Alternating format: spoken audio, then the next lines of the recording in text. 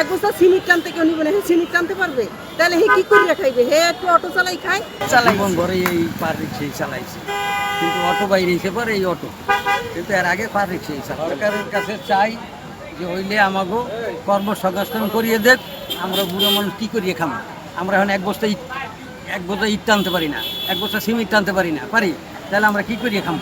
তা আমাকে একটা কর্মসংস্থানের ব্যবস্থা করে দেখ, নাহলে এই যে রে আমাকে করিয়ে দেখ যে বুড়ো মানুষ বা প্রতিবন্ধী যারা তারা এই যে করিয়ে খাবে। এই দেশে এই জন্ম নিছি, এই দেশে এই বুড়ো হয়েছি, আমরা তো অন্য দেশের মানুষ না। আমাদের দেশে এই সরকার এই যে করিয়ে দেবো না, যতদিন মাটির পর আসি অতদিন তো খাওয়া লাগবে। এর একটা ব্যবস্থা করে দেবো না সরকার? এই সরকারের কাছে এই ব্যবস্থা চাই। বাড়ি কোথায়? মোহাম্মদপুরে কষ্ট হয় বাবা, কষ্ট হইলে সংসার তো চালাই নিয়ে লাগবে, পেট তো বাঁচাই নিয়ে লাগবে। আমার 2 মেয়ে 1 ছেলে, ছেলের পোলাপান লইয়ে ছেলের আর মেয়ে তো বিয়ে দিয়েছি, আর স্বামীর সংসার। কারণ আমরা 2 জন আচ্ছা, এই গাড়ি চালাই আর খাই।